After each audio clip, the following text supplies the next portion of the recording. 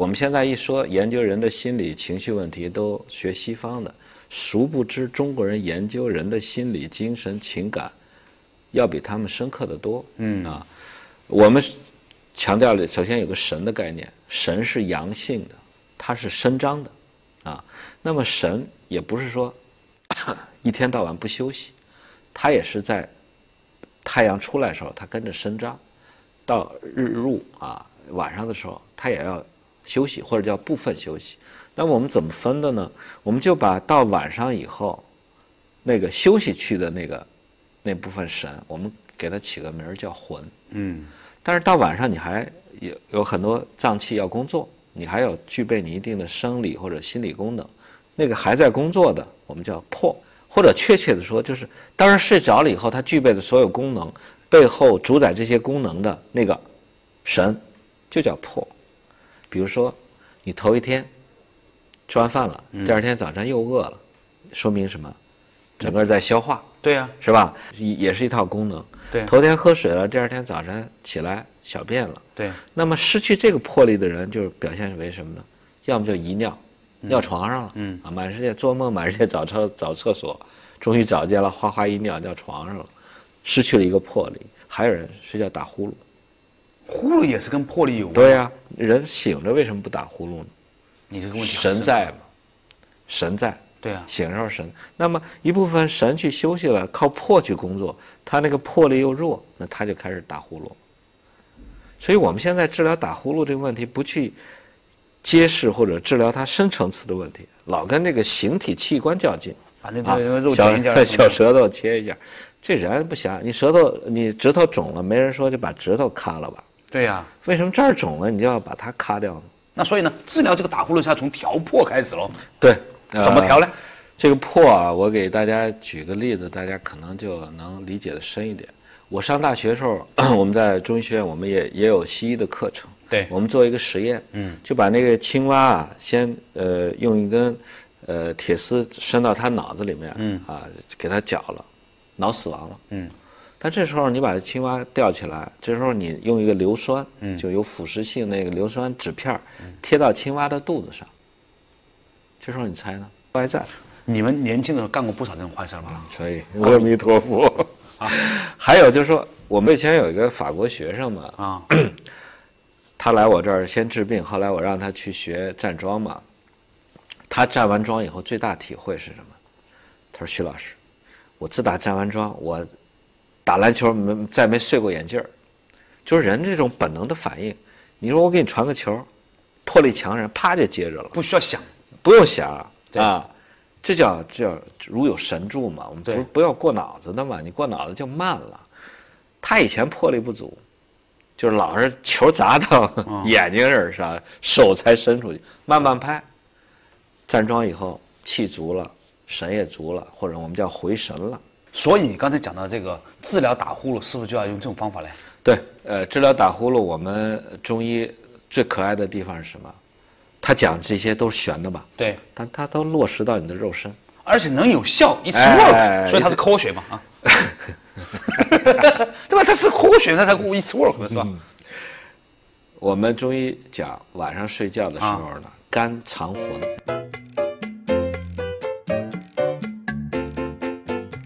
这人要睡不好觉，入睡困难，老醒，老做梦。或者是这个不停的起夜上厕所，这些人魂的问题，你需要治他的肝调肝。魄的问题怎么解决？中医还有一个理论叫肺藏魄，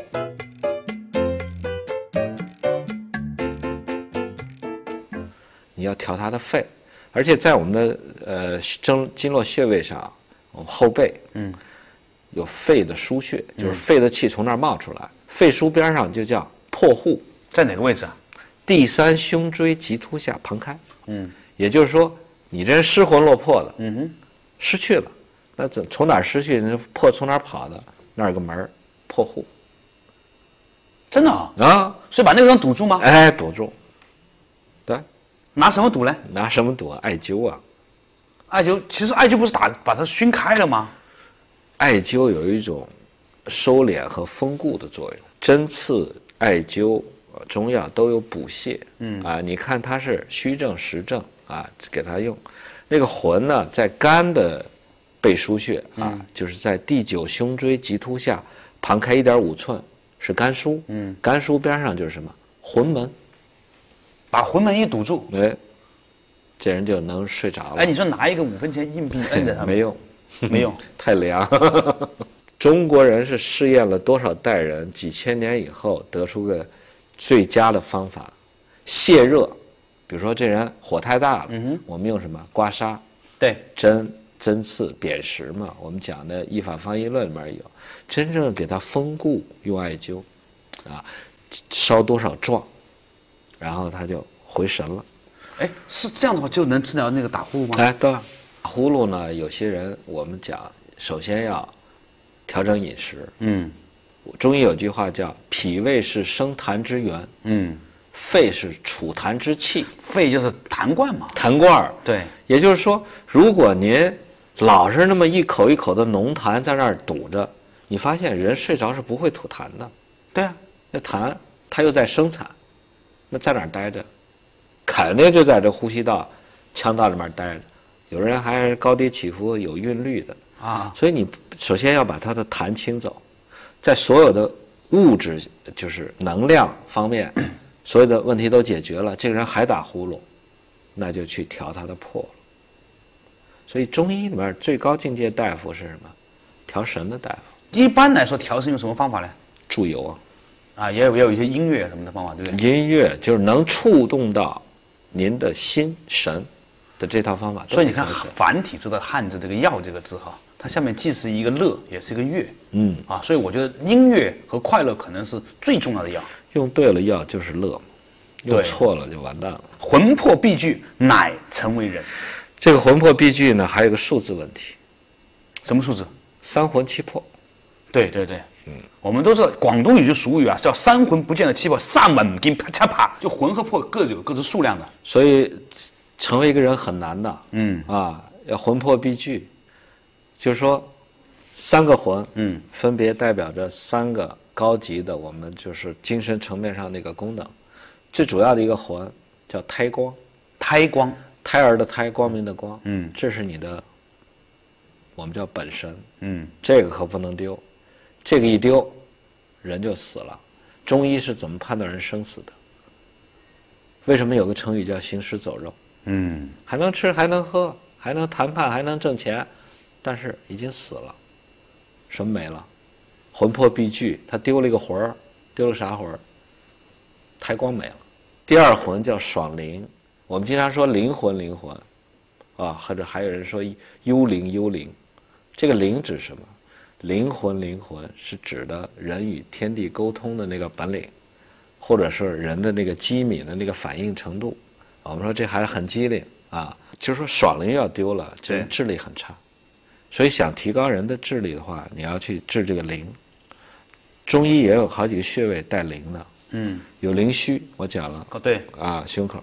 还有个叫灵道，手腕上，在手腕上的，还有叫清陵，清陵是心经的第2个穴，还有个叫灵台，在哪儿？灵台在头顶吧？后背，后背啊，后背脊柱上。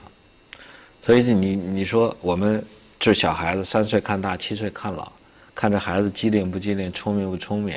如果你父母懂点医的话，哎，在这些灵的穴位上下点功夫。保护色是生物进化出的能力。探路者智能防晒皮肤衣，光照变色，专业防晒。这是我的保护色。探路者。